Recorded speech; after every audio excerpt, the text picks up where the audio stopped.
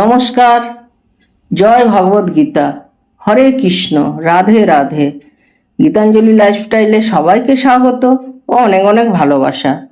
কর্মযোগ, জ্ঞানযোগ ও ভক্তিযোগ, এই তিনটির মাধ্যমে ভগবদ গীতা থেকে আমরা কি জ্ঞান লাভ করতে পারি বা আমাদের প্রতিদিনের জীবনে এই তিনটি যোগ কিভাবে জড়িয়ে আছে বা এর থেকে আমরা জীবনে কি শিক্ষা গ্রহণ করতে পারি। ভগবদ গীতা শ্রীকৃষ্ণের উচ্চারিত এক মহান গ্রন্থ, যা বিশ্বের নানা দিকের মানুষের জন্য জীবন দর্শন এবং আধ্যাত্মিক জ্ঞানের একটি অপরিসীম উৎস। এই গ্রন্থে শ্রীকৃষ্ণ তিনটি প্রধান যোগের কথা বলেছেন: কর্মযোগ, জ্ঞানযোগ এবং ভক্তিযোগ। এগুলি প্রতিটি মানুষের জীবনকে সার্থক এবং শান্তিপূর্ণ করে তুলতে সাহায্য করে। এই তিনটি যোগের মাধ্যমে মানুষের দৈনন্দিন জীবনে কিভাবে আধ্যাত্মিক উন্নতি ঘটানো যায়, সেই বিষয়টি এখানে বিস্তারিত আলোচনা করা হবে। কর্মযোগ, কাজের মাধ্যমে ঈশ্বরের সেবা। কর্মযোগ বা কর্মের যোগ এক বিশাল আধ্যাত্মিক ধারণা, যা শ্রীকৃষ্ণ গীতাতে বর্ণনা করেছেন। কর্মযোগের মূল ধারণা হলো আমরা যে কাজই করি তা যেন নিষ্কামভাবে ঈশ্বরকে সমর্পিতভাবে করি। আমাদের কাজের প্রতি একনিষ্ঠতা এবং নিষ্কাম আমাদের জীবনের একটি গুরুত্বপূর্ণ অংশ। কর্মযোগের মাধ্যমে আমরা বুঝতে পারি যে আমাদের দৈনন্দিন কাজগুলো শুধুমাত্র ব্যক্তি স্বার্থের জন্য নয়, বরং এটি বৃহত্তর মানব কল্যাণের জন্য হতে পারে। কর্মযোগ এবং দৈনন্দিন জীবন। কর্মযোগের শিক্ষা আমাদের প্রেরণা দেয় যে আমরা আমাদের পেশাগত বা ব্যক্তিগত কাজগুলো ঈশ্বরের সেবা হিসাবে দেখি। যেমন একজন শিক্ষকের কাজ শিক্ষার্থীদের শিক্ষা দেওয়া, একজন চিকিৎসকের কাজ রোগীদের চিকিৎসা করা, একজন শ্রমিকের কাজ শ্রম দিয়ে কোনো কাজ সম্পন্ন করা। এসব প্রতিটি কাজকে ঈশ্বরের আশীর্বাদ হিসাবে গ্রহণ করতে হবে। এর মাধ্যমে একজন ব্যক্তি তার কাজের প্রতি দায়বদ্ধতা এবং শুদ্ধতা অনুভব করবে। কর্মের প্রতি নিষ্কাম মনোভাব। শ্রীকৃষ্ণ গীতাতে বলেছেন যে তুমি তোমার কাজ করো, কিন্তু তার ফলের প্রতি আসক্তি থেকে মুক্ত থাকো। এটাই কর্মযোগের অন্যতম মূল নীতি। যখন আমরা কাজ করি, আমাদের মনোবল থাকা উচিত যে আমরা কাজটি করছি, কিন্তু এর ফলস্বরূপ কোনো প্রত্যাশা রাখছি না। এই মনোভাব মানুষকে আতঙ্ক এবং অস্থিরতা থেকে মুক্তি দেয় এবং আত্মবিশ্বাসের পরিপূর্ণ করে তোলে। কর্মযোগ এবং ত্যাগের সম্পর্ক। কর্মযোগে ত্যাগ অত্যন্ত গুরুত্বপূর্ণ। ত্যাগ মানে হলো নিজের স্বার্থ ত্যাগ করা এবং অন্যের কল্যাণে নিজেকে নিয়োজিত করা। কর্মযোগের মাধ্যমে শ্রীকৃষ্ণ মানুষকে শিখিয়েছেন যে আমাদের কাজের ফলের জন্য কোনো ক্ষোভ বা আনন্দ অনুভব না করে আমরা যেন নির্লিপ্তভাবে কাজ করি। জ্ঞানযোগ, আত্ম অন্বেষণ এবং জ্ঞানের পথ। জ্ঞানযোগ হচ্ছে আত্মজ্ঞানের অর্জন এবং ঈশ্বরের সত্য জ্ঞান লাভের একটি পথ। এটি মূলত চিন্তন, ধ্যান এবং অন্তর্দৃষ্টি দিয়ে পূর্ণ। শ্রীকৃষ্ণ গীতাতে বলেছেন, জ্ঞানই জীবনের মূলে পৌঁছানোর পথ। জ্ঞানযোগের মাধ্যমে মানুষ তার আত্মা এবং ঈশ্বরের সঠিক পরিচয় লাভ করে। আত্মজ্ঞানের মাধ্যমে মুক্তি। জ্ঞানযোগের মূল উদ্দেশ্য হলো মানুষের আত্মসত্তার সত্য উপলব্ধি করা এবং এই দেহকে শুধুমাত্র একটি বাহন হিসাবে দেখতে শিক্ষা। শ্রীকৃষ্ণ বলেন, তুমি নিজেই ঈশ্বরের এক অণু, যা সত্তা হিসাবে চিরকাল অবস্থিত।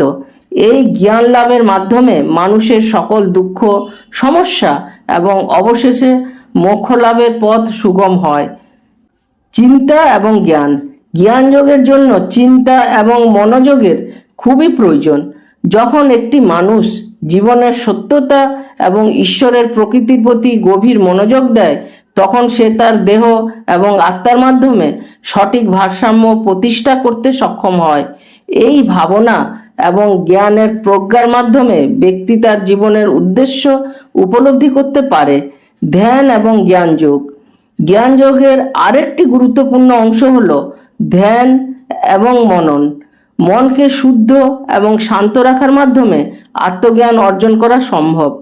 শ্রীকৃষ্ণ গীতাতে বলেন, যে ব্যক্তি তার মনকে নিয়ন্ত্রণ করতে পারে সে জ্ঞান লাভের পথে এগিয়ে যায়। ধ্যানের মাধ্যমে চিন্তা এবং আত্মজ্ঞান হয়, যা মানুষের আধ্যাত্মিক উন্নতির পথ সুগম করে।